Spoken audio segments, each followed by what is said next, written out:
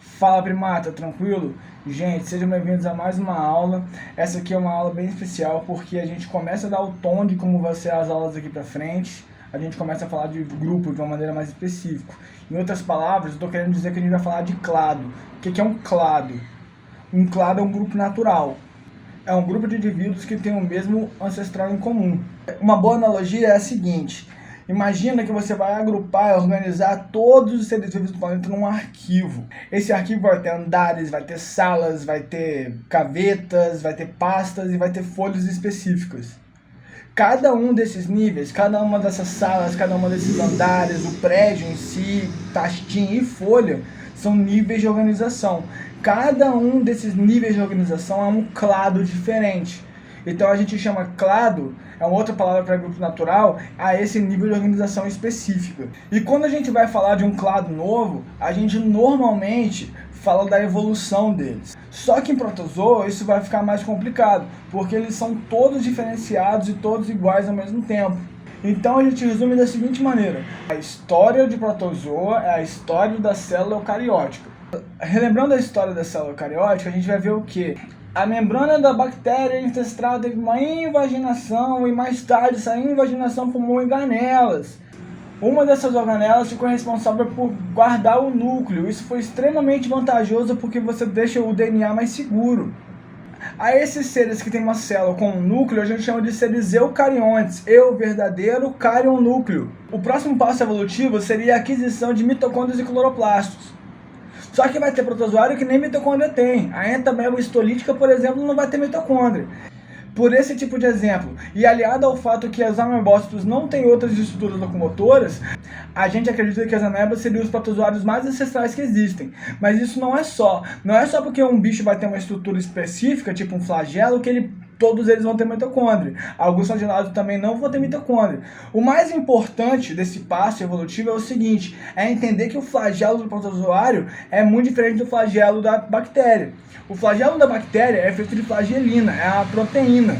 O flagelo dele é transversal, roda e o bicho vai pra frente. É diferente do flagelo de um protozoa. Por eles todos apresentarem essa novidade evolutiva, a gente vai chamar eles de flagelata. Só que flagelata não é um grupo natural. É muito provável que algumas amebas sejam muito parecidas com flagelados do que a gente imagina hoje.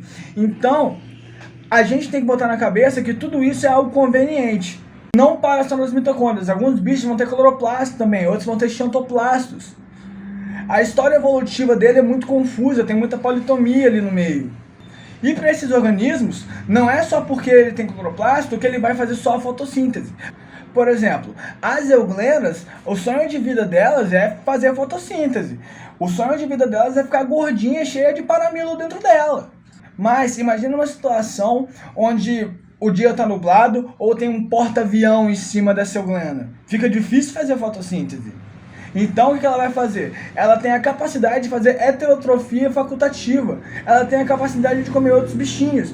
E ela faz isso de uma maneira muito incrível, na verdade. Ela tem duas estruturas em forma de barra que ficam ancoradas dentro dela e ligadas ao citóstoma. O citóstoma é a boca da célula. O citóstoma é uma estrutura organizada na membrana que facilita a passagem de nutrientes, a passagem de matéria para dentro da célula. E essas duas barras ficam relacionadas ao citóstoma, se expandem, conseguem alcançar a presa e depois se protraem, trazendo ela para dentro. Ela literalmente tem dois arpões.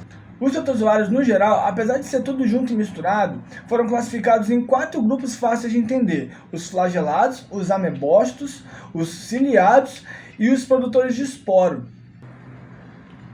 Os flagelados vão agora ganhar um nome bonitinho. Eles passam a ser chamados de mastigóforos. Mastix, em grego latim, algo assim, significa poste. Eles são os bichos que têm poste. Eles são os bichos que têm uma cauda. Só que eles não têm só um flagelo. Normalmente eles têm 2, mas eles podem ter 4 e podem chegar até aos milhares. E não é só porque eu tenho 2 flagelos que os 2 funcionam também. Se eu pegar um protozoário do gênero Paranema, ele vai ter 2 flagelos, mas só um deles funciona e o outro se arrasta por aí. Inclusive, essa é uma característica das euglenas. Elas vão ter um flagelo desenvolvido e um outro reduzido. Outro exemplo são os dinoflagelados. Um dos flagelos vai ficar na parte posterior do bichinho e o outro vai ficar enrolado, como se fosse um cinto. Esse flagelo enrolado fica dentro de um sulco. A esse sulco a gente dá o nome de cíngulo. Mas fica mais estranho. Os flagelos não vão só empurrar, eles também podem puxar o bichinho. Aí você se pergunta, como caralhos um flagelo vai bater igual um chicote e vai passar o bicho pra frente? A resposta é que ele não bate igual um chicote. E ele também não é um flagelo normal. Se você for olhar os protozoários que se arrastam com o flagelo deles vai ser um poste com um monte de fiozinho em volta. Poste é mastix e fio é nema. Lembra lá de nematodo, fio, linha, nema. Logo, essas estruturas especializadas vão ganhar um nome. A gente vai chamar isso de mastigonema. E tem uma galera que vai olhar para trás e falar assim, não quero. As crisomonas, por exemplo, podem perder os próprios flagelos, assumir uma forma ameboide e ficar fazendo movimento de ameba por aí, entendeu? E é isso, a diversidade desses bichos é tão enorme que eles vão apresentar todos os tipos de nutrição, todos os tipos de simetria, todos os tipos de vida e assim por diante. Resta a gente classificar os caras da maneira mais simples que a gente consegue. Então a gente pegou a classificação dos plânctons emprestada. O protozoário que for fazer fotossíntese a gente vai chamar de fitoflagelado. O protozoário que não for fazer fotossíntese a gente chama de zooflagelado. Euglenófita é um daqueles clados que os botânicos vão querer pegar para os caras. Por que eles querem passar a mão nesse clado? Porque eles defendem que já que elas têm clorofila, já que elas fazem fotossíntese, isso é uma alga, isso não é um bicho. Mas os zoólogos vão chegar e falar bem assim, pô, mas tem bicho desse aí que faz até heterotrofia, como você vai falar que é alga? Esse debate vai acontecer para vários grupos. A euglena vai apresentar duas clorofilas, a A e a B. Diferente de outros grupos clorofilados, as euglenas vão ser as únicas que vão apresentar um hidrocarboneto chamado paramilo. Esse paramilo, ele vai guardar toda essa glicose que ela conseguiu do sol. E de outros bichinhos, dependendo de quem você for aí na Vila do Pão, entendeu? E o último ponto interessante delas é justamente esse ponto no meio dela. Ponto, marca, sinal, em grego, latim, algo assim, é estigma. Esse é o estigma. A galera também pode chamar de ocelo. Isso aí é uma estrutura fotorreceptora que ajuda a euglena a se localizar dentro da água. Ajuda a euglena a achar onde tem mais luz. Já que o sonho dela é ficar gordinha de paramilo e ela tem um flagelo para se movimentar, ela usa essa estrutura para poder achar lugar com mais luz. E não é só porque a euglena tem clorofila que todas elas vão ser verdes. A maioria é sim verdinha, mas algumas vão ser vermelhas e outras até incolores, como a paranema. Continuando a briga entre a botânica e a zoo, a gente passa a falar das clorófitas. E fica difícil não brigar, porque ao mesmo tempo que o bicho vai ter clorofila A e B e uma parede celular glicoproteica, os caras vão ter o primeiro grupo a apresentar a reprodução sexuada, que são as volvas. E como a reprodução sexuada é extremamente difundida entre os animais, fica complicado a gente não pegar esse grupo pra gente também. Ao contrário das euglenas, elas vão apresentar 2 ou 4 flagelos. E eu falo muito de volvox, eu não quero dar a impressão de que todos os clorófitas são assim. O Barney, 7ª edição, vai chegar pra gente e vai falar que as colônias de clorófitas são ou esferas ou uma placa curva. Eu procurei foto, eu não achei nada que se parecia uma placa curva. Pra mim, elas parecem mais isso daí mesmo. Parece mais uma massa uniforme ou quase de bicho em colônia, entendeu? Agora, o mais importante sobre essa colônia é o seguinte, ela é junta por muco. As células todas vão se agrupando, produzindo muco, se reproduzindo, pá, não sei o que, formando esse tipo de coisa. Formando ou uma colônia em formato de bola, ou uma colônia em formato de abre aspas, fecha aspas, placas curvas. E a gente vai terminar a aula falando dos diferentão da classe. Não é à toa que os caras são chamados de dinoflagelados, filodinófita. Dino, em grego, latim, algo assim, significa monstruoso, esquisito. Das mais de 2.000 espécies que a gente conhece delas por aí, a maioria vai ser marinha, mas a gente também encontra elas na água doce. E elas, parecidas com as clorófitas, também vão ter parede celular. E ainda mais parecido com as plantas, a parede celular dela vai ser de celulose. E essa parede de celulose nem sempre é super desenvolvida, às vezes ela é muito fina. Se ela for muito fina, a gente vai falar que esse é um protozoário sem armadura. E faz sentido a gente falar de armadura, porque a armadura, ao mesmo tempo que te protege, tem que te dar liberdade de movimento. Alguns dinoflagelados vão fazer heterotrofia, alguns dinoflagelados vão emitir pseudópode através de suas tecas e capturar alimento.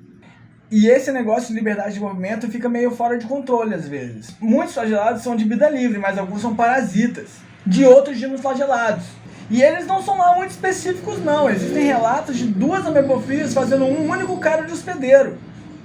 E o sonho de vida desses caras aí é reproduzir. Isso eles fazem muito bem. Apesar de ter uma teca para atrapalhar, eles podem regenerar, reconstruir ou fazer sua parte, depende muito do bicho mesmo. Normalmente não é um problema. E não é um problema mesmo, eles são uma grande parte do zooplâncton. Se você abrir a gaveta dos dinoflagelados e pegar um dinoflagelado qualquer, existe uma grande chance dele ser um bicho que fica tranquilo lá fazendo fotossíntese no meio do mar. Uma boa parte da produção primária é a responsabilidade das dinófitas. E às vezes, quando elas se reproduzem demais, isso pode dar problema. Os dinoflagelados do gênero Dimodium são responsáveis por uma relação de amensalismo. São responsáveis para crescer demais, elas liberam na água algumas toxinas, as ficotoxinas. Essas toxinas são responsáveis para impedir que outros micro-organismos consigam sobreviver no mesmo local. Então a população de Dimodium cresce absurdamente, a gente vai chamar isso de bloom. E o bloom delas não é nocivo somente para os micro-organismos, a gente também pode ser afetado. O fenômeno das marés vermelhas, que nem sempre são vermelhas no caso, pode acarretar alguns problemas à saúde humana. Se você entrar em contato com essa água aí, você normalmente vai ter problema de intestino, um vômito, uma diarreia, uns negócios assim. Mas, se for muito grave, você pode ter irritações na pele e até mesmo problema de via respiratória. E nem sempre um bloom de dinoflagelado vai ser algo ruim para o ser humano. As notilucas, por exemplo, elas vão apresentar bioluminescência. Elas normalmente ficam apagadas, mas quando você incomoda elas numa relação de estresse vão piscar, vão acender. Quando tem muito,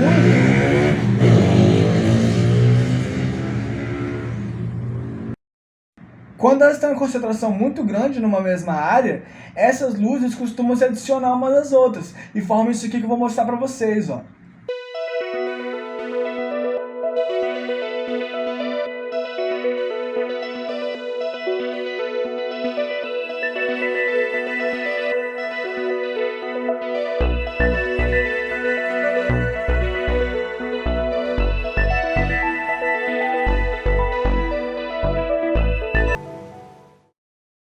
E aí galera, essa aula fica por aqui mesmo. A partir de agora, essa briga entre zoologia e botânica vai começar a desaparecer. E a gente vai lidar com alguns bichos bem parecidos com os animais. Eu agradeço a todo mundo que ficou aí até agora e vambora que tem muito mais.